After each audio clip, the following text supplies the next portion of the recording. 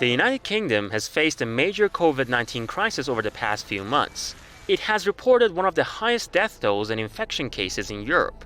The outbreak has also hit the country's economy hard. But with the end of the pandemic in sight, another crisis is looming: a possible rise in terror threats. The British police have issued fresh terror warnings as the country reverts to a state of normalcy and potential targets become more crowded.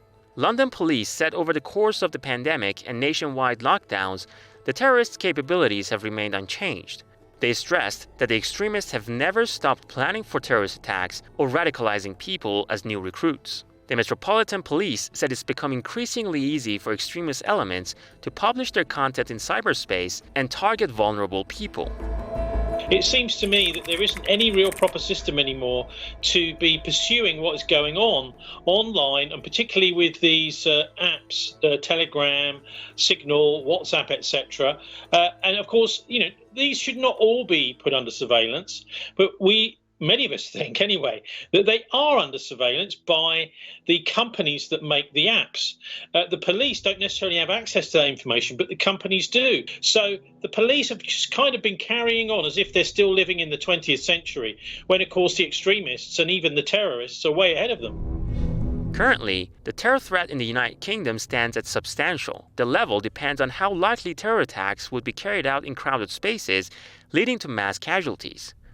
Also, both terrorist elements linked to groups like Daesh and Al-Qaeda and far-right domestic elements pose a threat to the country.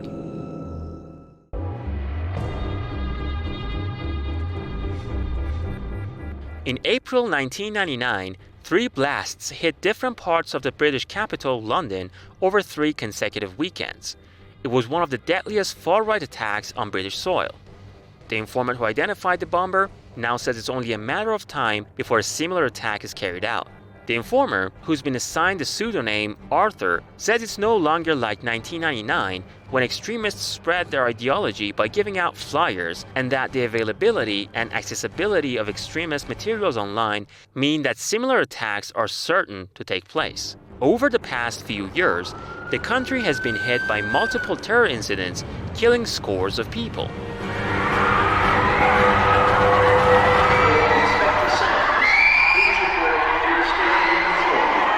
One of the most notable was the Manchester Arena bombing, which killed 23 people, including the perpetrator.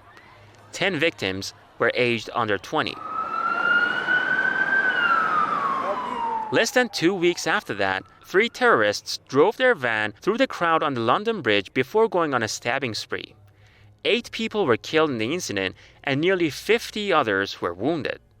Where you've had terrorist attacks in Britain, we've seen that almost all of them over the last 5 years, I think every single one, in fact, we have evidence that the people who perpetrated these attacks were contacted to MI5. So in other words, people phoned up saying this person is dangerous, and they said you want to keep an eye on them, and then they went on to do a terrorist attack. They managed to get hold of guns, bullets, knives, machetes, whatever it is they use for their terrorist attacks, bomb equipment, for example. And you would have thought that surely this is the basic job of MI5.